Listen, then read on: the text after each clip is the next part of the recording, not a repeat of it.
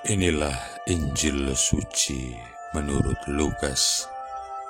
Pada suatu ketika, berkatalah Yesus kepada murid-muridnya, "Ada seorang kaya yang mempunyai seorang bendahara. Kepadanya disampaikan tuduhan bahwa bendahara itu menghamburkan miliknya. Maka si kaya itu memanggil bendaharanya dan berkata, 'Apakah yang telah kudengar tentang dirimu? Berilah pertanggungjawaban atas urusanmu, sebab engkau tidak boleh bekerja sebagai bendahara lagi.' Berkatalah bendahara itu dalam hatinya, 'Apakah yang harus kuperbuat? Tuanku memecat aku dari jabatanku. Mencangkul aku tidak dapat, mengemis aku malu. Aku tahu apa yang akan kuperbuat, supaya apabila aku dipecat dari jabatanku sebagai bendahara, ada orang yang mau menampung aku di rumah mereka.' Lalu ia memanggil satu demi satu orang yang berutang kepada tuannya. Berkatalah ia kepada yang pertama, 'Berapa besar utangmu pada tuanku?' Jawab orang itu, 100 tempayan minyak. Lalu kata bendahara itu, 'Inilah surat utangmu. Duduklah dan buatlah surat utang lain sekarang juga, 50 tempayan. Kemudian ia berkata kepada yang lain, 'Dan saudara, berapa utangmu?' Jawab orang itu, 100 pikul gandum. Katanya kepada orang itu, 'Inilah surat utangmu. Buatlah surat utang lain 80 pikul.'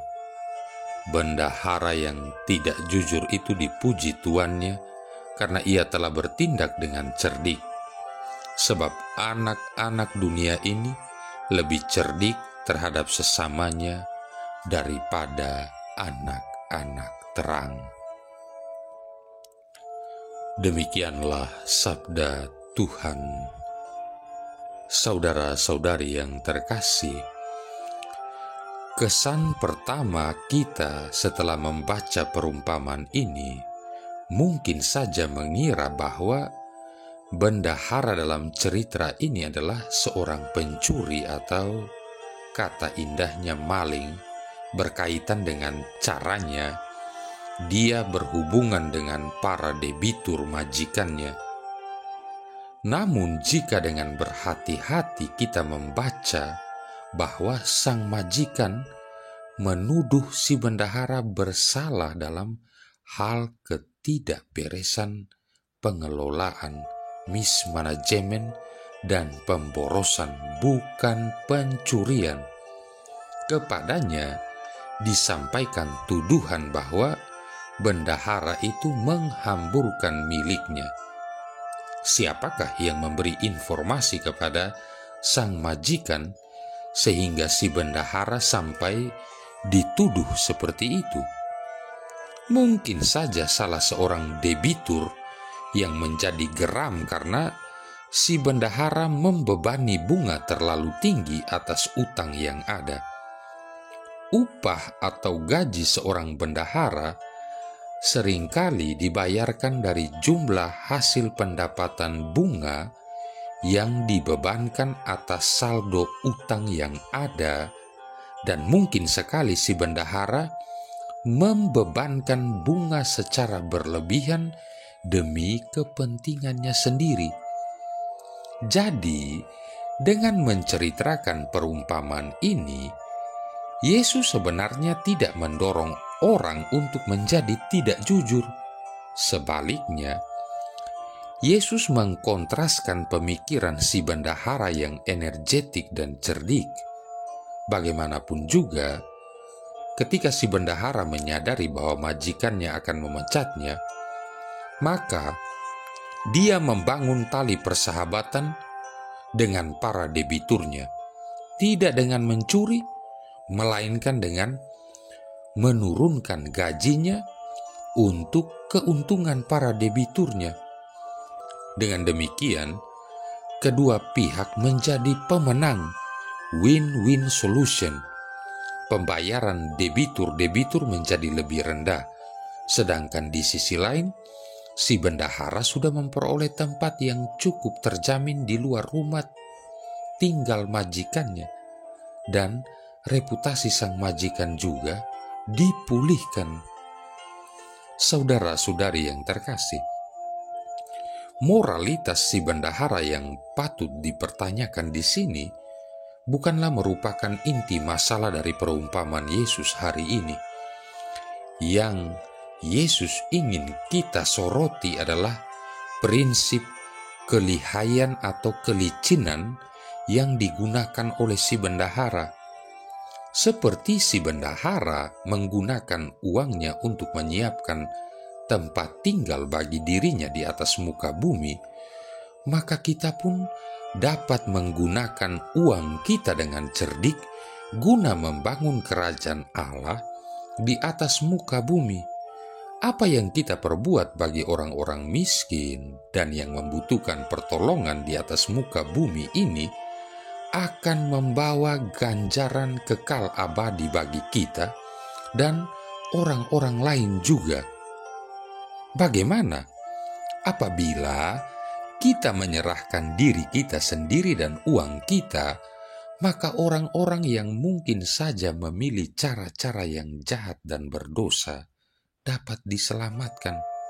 Misalnya, kemurahan hati kita dalam mendukung berbagai macam pelayanan gerejawi tidak hanya menyenangkan Bapa Surgawi, melainkan juga menolong orang-orang lain menghindarkan diri atau meninggalkan pilihan-pilihan buruk.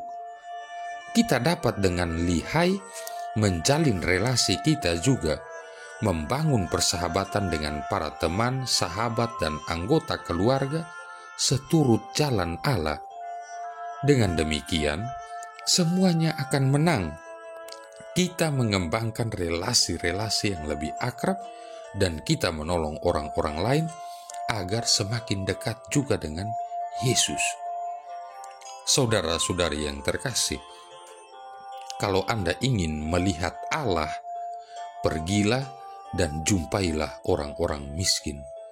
Demikianlah kata Beato Angelus Pauli yang hidup dari tahun 1642 sampai 1720. Beato Karmelit ini menghabiskan sebagian besar waktunya untuk melayani orang-orang miskin dan terlantar. Dengan uang dan harta yang dia peroleh dari para donatur, dia membantu sesamanya yang miskin. Dengan cara itulah Angelus Pauli yang dikenal sebagai Bapa Cinta Kasih ini mengumpulkan pahala bagi masa depan di dalam kerajaan Allah. Anak-anak dunia memang cerdik dalam menjalankan uang. Hal itu mereka lakukan demi masa depan. Anak-anak terang diminta untuk belajar dari mereka ini.